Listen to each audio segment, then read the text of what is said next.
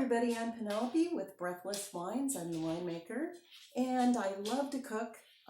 When I'm making the wines, I'm always thinking about what am I going to have with these wines. So it just kind of makes sense that I love to cook as well. So we just posted a recipe from Julia Child on French onion soup. It's one of the soups I love to make. It's actually a very simple soup, but it does take a little bit of time. So I'm going to just dive in here. I have all of my ingredients together. I've chopped my onions over here. It takes about 3 to 4 onions for about 6 cups of soup. Actually, it'll come out to about 7 cups of soup by the time you get done. And I'm going to saute my onions with a little bit of butter. The recipe calls for about 2 tablespoons of butter, but I'm going to use just a little bit more. Along with that, I also like to add a little bit of thyme to my soup. The recipe doesn't call for that, but it's a little bit extra that I'm going to put in there. And I'm going to do one other thing with sauteing my onions is I have a beautiful trumpet mushroom. And if you don't like mushrooms, you don't have to put that in, but I thought I would just amp it up a little bit since we are going to have this soup with a little bit of Blanc de Noir. Though today I'm going to actually have it with some of the Breathless Brut. So let's get started. I've got my pan on to a medium heat. I'm going to go ahead and put my butter in there. Put that over there on the side.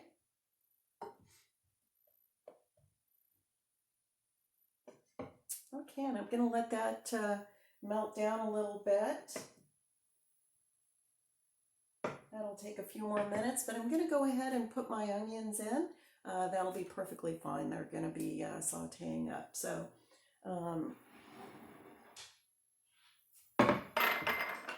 here are my onions. And the recipe generally calls for yellow onions, but my pantry today was not stocked with yellow onions. So I'm going to go ahead, and I had a whole bunch of small red onions. Really, I've used just about any kind of onion. The white onions are probably not my favorite, but the yellow and the red, and if you can get, like Walla Wallas and stuff like that, that makes a really wonderful soup as well. So I've got my onions in. And really you want to slice these pretty thin. So if you can see, I don't have, they're pretty thin here. And I'm going to turn this up just a little bit. You actually want to cook these fairly slow. And the reason for that is you want to keep the sweetness without actually turning them brown or burning them. So I'm going to go ahead and I'm going to let this kind of cook down a little bit. Once it does cook down, what we're going to do is then we're going to let it sit for about 20 minutes cooking on a low heat, again to try to kind of bring out some of those sugars and make this, bring out the onions. So I will be back to you in a few minutes. So I've sauteed these up with that butter, and now what I'm going to do is I'm going to let them kind of sweat for about 20 minutes. So I'm going to turn that heat down to low. I'm going to put the lid on, and about 20 minutes. We'll take a look at it, just make sure that they're not burning, and wait for them to sweat down. So our time is up, and our onions have sweated.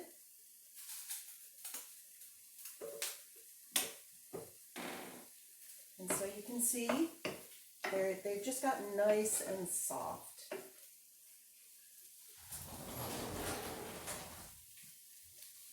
So now I'm actually going to add a teaspoon of sugar. And the sugar is actually going to help these just brown just a little bit. A little bit out of there. And we're going to add just a little bit of salt as well, maybe about a teaspoon or so. I'm not going to add a lot because some of the other ingredients are going to have a little bit of salt to them as well. Kind of mix that around a little bit. And then if you're going to add the mushrooms, go ahead and add them now. So I'm going to add that beautiful trumpet mushroom that I had. And I just chopped it up into chunks. Nothing special. I wanted just a few chunks in there, but they'll soften up with the rest of the onions as well. So now what you're going to do is you're actually going to let this brown. That's going to take about a half an hour or so. So we're going to cover this back up again and we'll just keep an eye on it. You do want to mix this from time to time to make sure that it is just browning and not burning. So we'll be back in 30 minutes.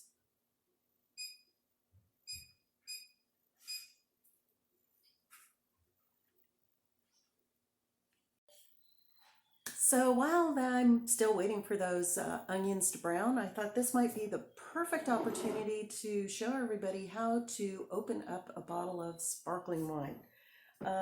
You see some people, they just kind of pull a cork off, or maybe they just let it shoot off, and that's not really good for the wine. It loses bubbles and effervescence, and you never know where that cork could land.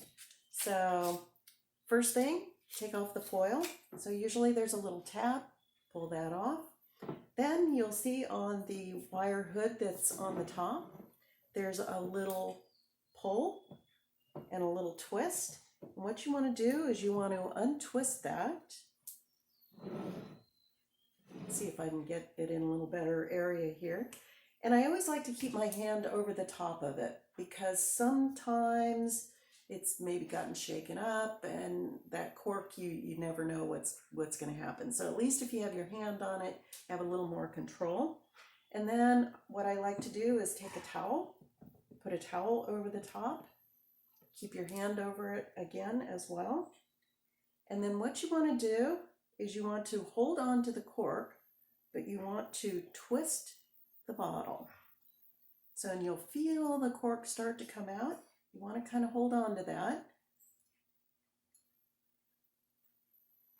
And there you go. It's open. So maybe not as exciting as letting the cork fly, but now you have this perfect bottle with the perfect bubbles it was meant to have. So cheers. And we're back to our onions. So we've now got a nice caramelization on these onions with a little bit of mushroom. It really smells amazing when these things caramelize in the sugar and you can smell the onions. But it's not a pungent smell, it's actually a really wonderful smell. So anyway, as you can see, they caramelize, and there's kind of some brown bits that are down at the bottom as well. So you want to make sure and get all of those.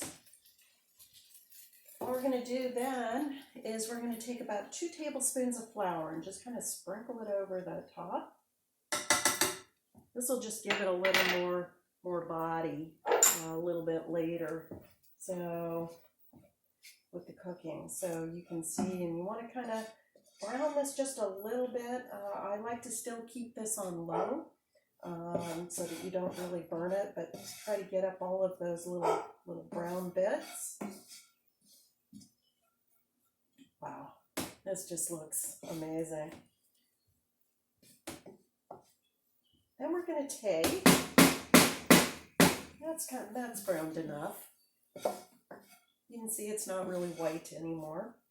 And what we're going to do is we've got about a half a cup of vermouth, dry white vermouth that I'm going to use. You can also use dry white wine. You could also use some of the Breathless Bubbly for this as well. I've done that before. But today I'm going to actually use a little vermouth that I have, and be sure that it's a dry vermouth. And this is what I'm using. I'm just going to put that in there. And stir that around.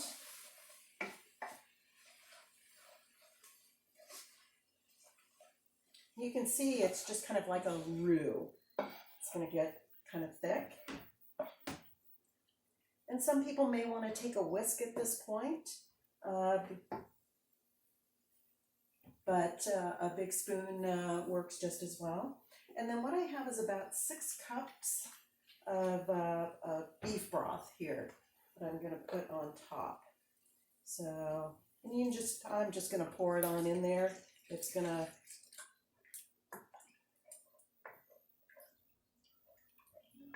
thicken up kind of as you go.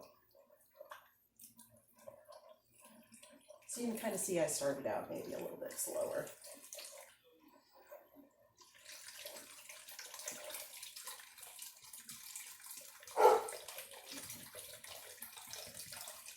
And if you want to do this with vegetarian, you don't want to use the beef broth. I've actually used vegetable broth for this as well. And that actually works very well for this soup as well. So even though you know, a lot of us like to kind of follow the recipe exactly, I tend to see what I have in my pantry as we saw earlier. I'm using some red onions instead of all of the yellow onions. So once you've got that all mixed up, oh man, this smells good. Maybe check it for some seasoning, just see if there's anything maybe that needs to go in there. I'm just going to grab a little spoon. Just kind of taste it. Oh, that tastes really good. All right. I am going to actually put a little bit of cracked pepper in here because I like that spice. And I'm not going to do a lot. That's probably about a teaspoon worth. And then that thyme that I was talking about that isn't in the recipe, I'm going to take about a teaspoon and a half. I'm going to put that in there too. I just like that little bit of herbalness that comes with that. There's also kind of a little citrus note that kind of comes with thyme, and especially if you have fresh thyme, it really, really is good.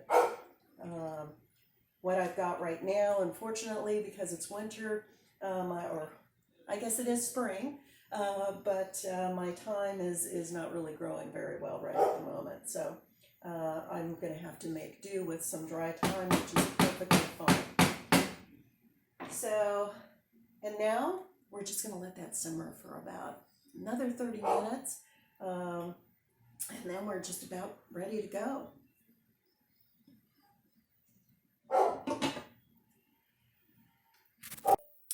While we're waiting for the soup to simmer, I've taken some bread. I want some little croutons on top of my soup. So I've taken some bread. If you have thicker bread, that's even better.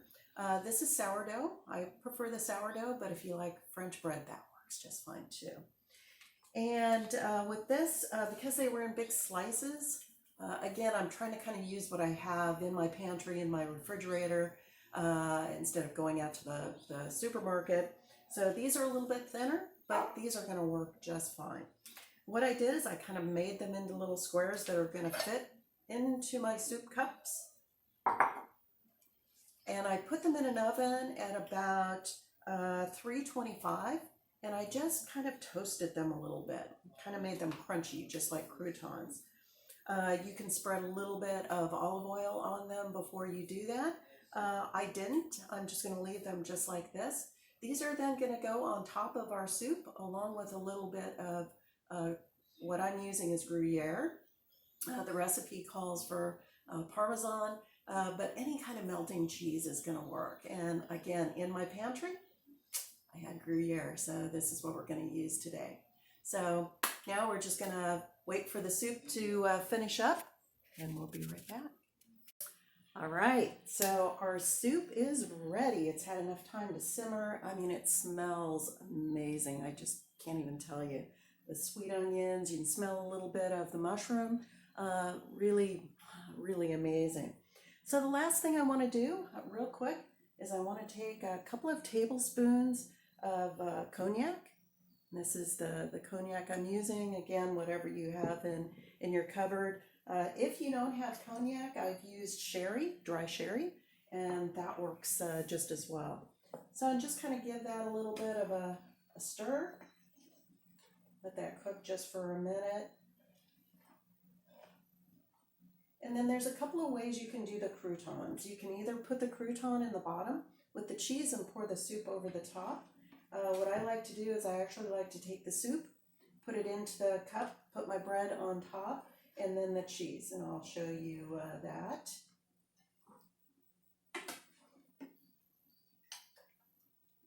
So just spoon some of that yummy soup into your mugs, whatever you have.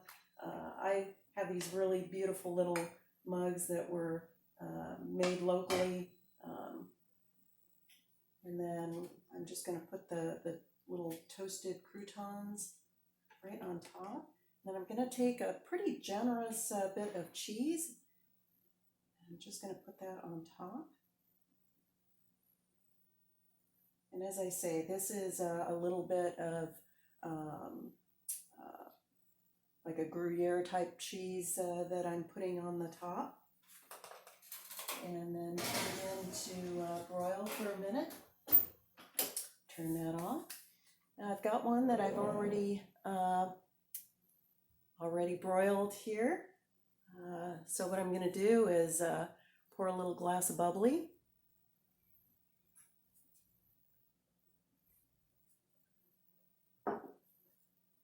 One for you, one for me. Let's give this a little taste.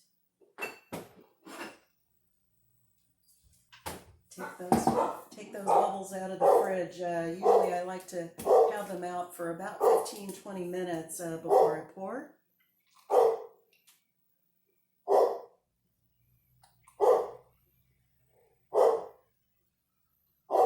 There we go. Guess the mailman's here. My older dog can't hear herself much anymore. So anyway, here's the beautiful soup, French onion soup, made with Julia Child's recipe and then a few tweaks. Oh yeah, and you can see how it's gonna have a little bit of stretch from the cheese.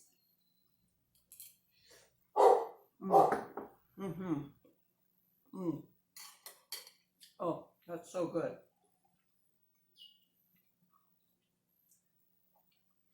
And then with the Breathless Brut.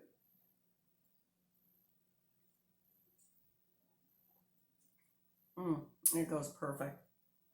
There's just enough little bit of earthiness in the bottom of this wine, along with just the fruit that goes with kind of the saltiness of the soup. This is amazing. So cheers. Here's from my sip to your sip. Please stay safe and look forward to having you all at the tasting room soon. Cheers.